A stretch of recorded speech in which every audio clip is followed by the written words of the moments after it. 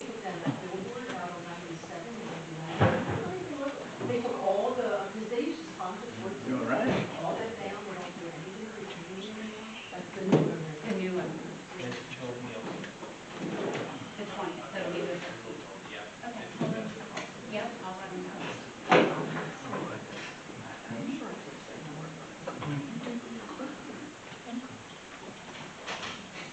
Good job.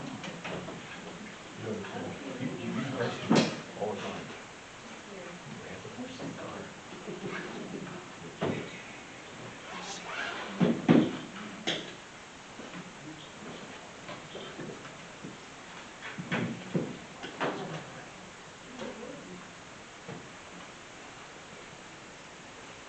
Did that not work, Karen? It doesn't appear this. This is the one that was Yeah. Yeah, I was gonna, I couldn't get on. What's that? It helps. Yeah, yeah, at least that Oh, was you need money? Stubborn. A nerve. Stubborn. I think You get trouble. pronounce it this way. But I think it's stubborn, stubborn, troublemaker. Something, probably, great bit. The way you take it. The way you must take it. But then I was walking along, and I see something you said. Hey, you doing something? You know what I mean? What do you do?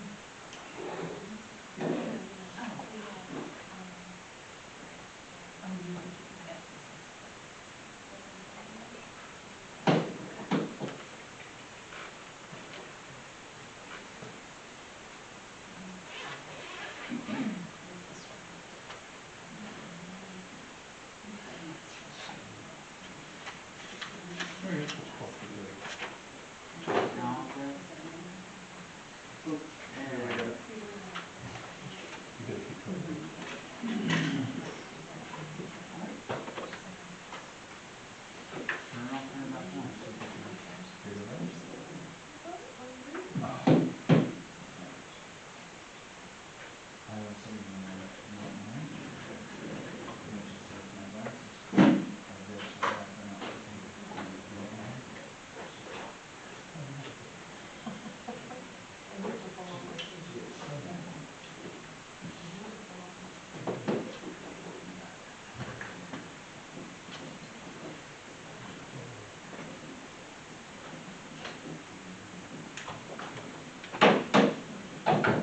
This is Finance, Property, and Supply Committee meeting.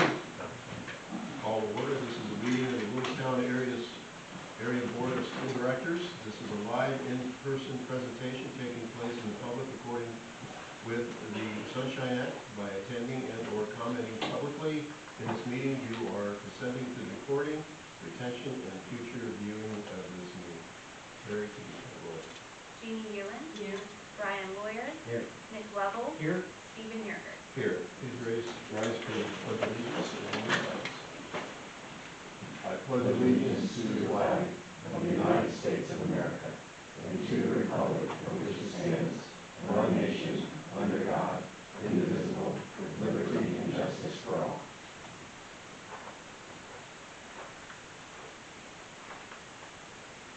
Thank you.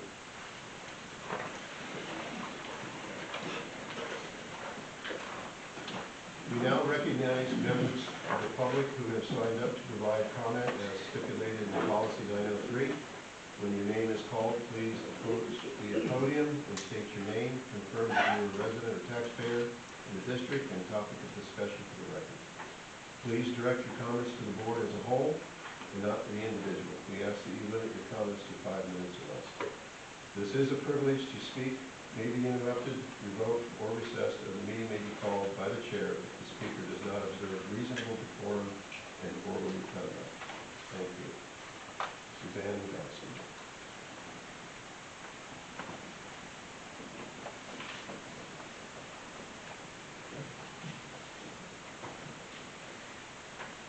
My name is Suzanne Johnson. I'm a district parent, resident, taxpayer, and voter.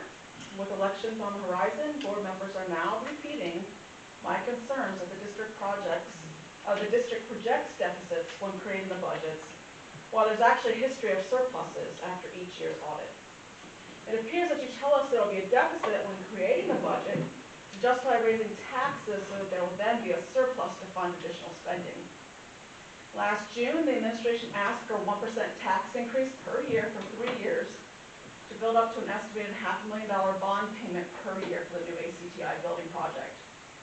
At the same time they were asking for a tax increase, the interim superintendent was projecting a budget surplus and told the Gettysburg Times, quote, "We are almost depending on our revenues for the school year, and it is plain to see we will come in several $million under budget on the expense side."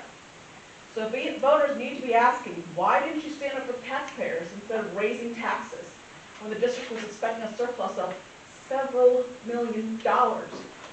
Despite the expected surplus, 5 out of 9 board members approved the 2024-2025 budget with a 1% tax increase, including Thompson, Lawyer, Yerger, Bressler, and Mary Brenneman. Last month, Yerger claimed to be concerned about these same taxpayers and the tax increase for ACTI this year, but had no problem rubber stamping it before. Last year, Bressler justified approving the tax increase by saying, quote, "It equals out to be basically $18 a month. A Starbucks drink's about $8, so if I go to cut something out, for our students, that is what we gotta do." Thompson argued by putting revenue from the tax increase into the ACTI reserve, that's the only way, quote, "that's the only way we can technically make money on the interest. So we get to put that back into the general fund to use it to defer costs for other items. We get to put the money aside and we get to make money with it," end quote. Despite the priority of career and technical education for our students and our community's workforce, school leaders only want to fund ACTI with tax increases and didn't allocate any of the budget surplus to this critical investment. In November, when the audit was showing that there would be a $3.75 million budget surplus, which would be the equivalent of about 7 years of ACTI payments from money already collected from the taxpayers instead of new tax revenue. Sullivan was the only one that voted against moving $3.2 million to capital reserves. Yerger, Ewan, and Lovell say they're concerned about taxpayers and don't want tax increases, but they approved allocating most of the surplus to the capital reserves. Sullivan was the only one that voted against spending all of that on athletic fields and facility improvement projects, beyond what you already financed for the ACES and middle school and high school building projects. With $4 million in bond payments each year, which is 10% of the budget, already going to debt services, plus new debt from ACTI, taxpayers are justified in our concern about the new spending this board approved before the election season. During the previous campaign, Ressler said, quote, "We need a board who will engage with the community and not ignore the taxpayers, parents, and community members when they have a concern. There needs to be better interaction, such as town halls and Q&A during public comments at meetings." Of course, that hasn't happened. "We need a board who is fiscally responsible in making decisions towards better academics. We need a board to hold the superintendent accountable," end quote. Actions speak louder than words, and your voting records make it clear that electing Ressler, Yerger, Ewan, Thompson, and Lawyer will just bring more spending that increases taxes without improving students' outcomes, which has resulted in our district having the lowest PSSA scores in the county. Instead of just empty campaign promises, we need school leaders that respectfully engage with all community members and hold the administration and each other accountable to prioritize our students while also easing tax burden. I pray that voters will be better informed to elect school board members that don't attempt to suppress transparency and actually bring the positive changes we need in the school district. Thank you. Okay, Tom. Let's jump into the financial presentation for the month. This is kind of just going to further our budget discussions about what came up at the last work session in particular, but the first slide here we'll go through is just a reminder of what has happened here at the finance committee level within the budget. So the top one, we start off with those budget cuts. So within the budget, some items were cut through some of that analysis with through administration and the board. So some of those cuts were that one FTE or one staff member, which was identified as a middle school math position. And we identified several fees, software, supplies, and equipment along the lines of some of those consolidation efforts from Dr. Berryman, the transportation historical, items like that that were cut out of this budget from prior year's budget. So just a refresher on that, and then we kind of broke it down this year into priorities. Some of those priorities, you can see in the two that were in decline and accepted. So the priorities, just a refresher, we had the priority of moving the part-time admin assistant to high school to a full-time position starting next year. That was declined. We also had to add an equipment replacement cycle for maintenance, in particular the water wheel. That was also declined. To move forward, technology lease, which was Chromebooks, which is declined at this time. ACTI authority funding, we also removed that. And then we had the initial discussion of setting the security officer. There's no money attributed because we didn't go down the path of actually seeing if that would cost. We mixed that before we went down through the cost pathway. So that's the decline bucket. So that's just a refresher of all that. And then the accepted of the priority was the digital document management system to go along with our document management through the transition of the middle school to the high school and all the backlog that Dr. Netter talked about for several months of how we're getting that up to this day and age and how we can digitize those and bring those forward. That software is a $10,000 cost to the district to maintain that software. And then we talked about adding a teaching assistant for a secondary nursery support classroom that has been looking for some support for years. They're the last one that needs a teaching assistant in that classroom, and we added that. And then tonight, which will be the focus of tonight, is the two pending items from the last work session. So we have the technology lease cycle where the board asked Dr. Netter to research into iPads. Now we're looking about how we can finance those iPads. That's something the board wishes to add back into the budget. Because right now that cycle is out. It's originally Chromebooks is out, but we want to add it back in, and we want to add it back into their iPads. This is a good discussion on that. And then subsequently the autism classroom. That was a discussion we had. And lease is what I understand. Correct. And for K, Kindergarten and third grade, if we were to move forward. And then each year we add, Kindergarten and third grade each year. it always stays the same. Third graders would take their devices with them, Right. kindergartners would take them, Always goes to a 3-year cycle. So we'll have a discussion about that, and then the autism classroom, where we're having some students come into our district from preschool, and also some that are being, need to be placed that were in and outside placement. So we'll have a discussion on that. they have already signed up for kindergarten. I think yes. Yes.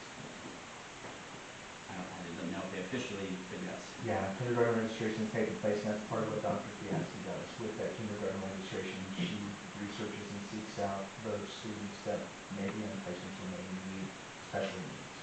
So Tom, that first section that you provided is just what I hear you telling us, is that's a review of where we've been and what we've discussed.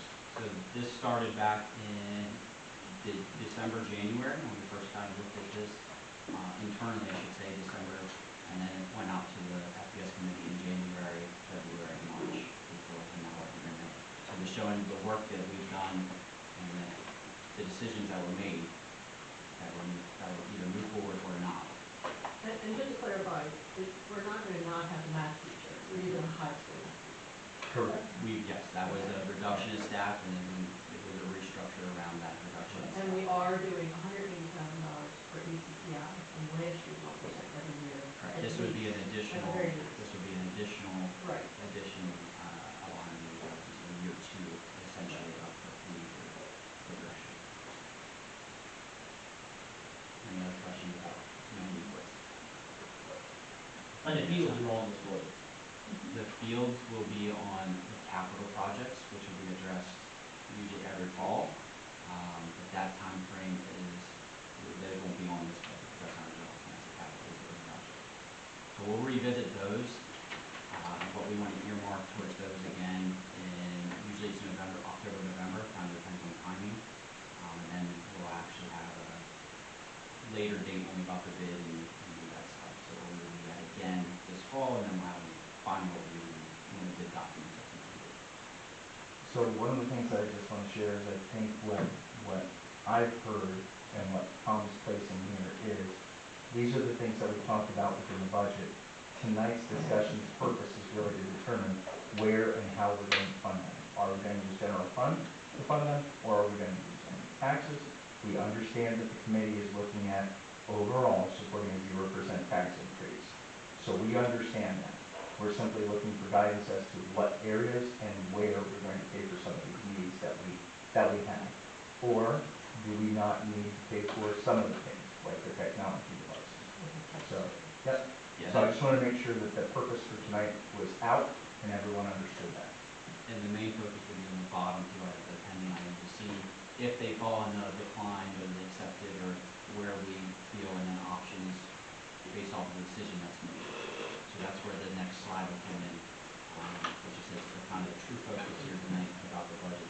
This is just a reminder piece of what made it, what didn't make it, to know what some of the numbers include in those slides. So I guess we'll jump into the discussion. We'll start off with the technology piece. So Dr. Naylor got the quote. It's $136,000 for the Apple iPads, which if we would choose the leasing option, which is the recommendation because of 0% financing, that's a 3-year lease, so that breaks down to $45,492 for each year for 3 years. And at the end of the 3 years, we would look to go back to the board and say, do we want to replace those again? We do that every year. We have them staggered, so we come at about 1 or 2 come due every year. We have several incentives. So we break down what the financing options are for this. So obviously that can include a tax increase because this is a cyclical nature. We believe we are not going to move away from a 1-to-1 scenario. So this technology cycle And you didn't use approved 1 through K through 3? just K and 3. K and Because they take it with them. Yeah, it would be a 3-year process. So, Yeah, so this would be, those devices with lifespan would be 3 years, and in those 3-year lease, we would look to replace those with brand new ones again. So just like everything, we have several that will come due. We've already approved 1 Apple lease, so 3 years from now, if we approve 1, we would have 2 Apple leases. We typically have 2 every year because we stagger 2 grade levels. I believe it's 6 and 10, 9 and 12, and 1 and 3. We stagger them out. So it's 2 hit and every what do year. kindergartners do with computers? That I can't answer. Play games, learn phonics, learn phonemic awareness, connect Read, other sounds. They do interactive read aloud systems, and writing. And maybe I have never heard of such thing. So with the leasing, we don't get to, we give them back at 8 years. There's a buyback, which Dr. Neal provided what the buyback options are. So with all Apple devices, there is a buyback method. The caveat is the Chromebooks, there's virtually no buyback. So we still get $85 a device for giving them back at the end of the lease? If they're, if they're in good shape. That's what we put up with. Yeah. So that's what I wasn't understanding. Since it was a lease, we still get Yes. that money at the end. Correct. That's what- part of that lease agreement that Apple does for educational facilities. They are very generous in their offers for educational facilities. Obviously, they're more expensive devices, but some of the back end, you get some of the buyback from them. So you can't make them stretch more than 3 years.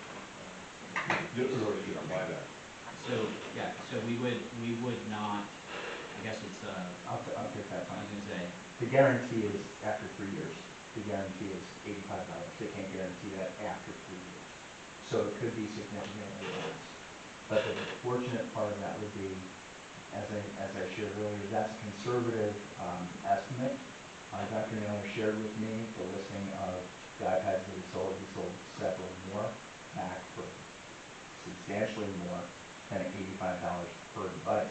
That money going back could go right into the next lease, so that could offset and lower than the lease cost. And this So this- 35,000 a year is not including the eventual buyback.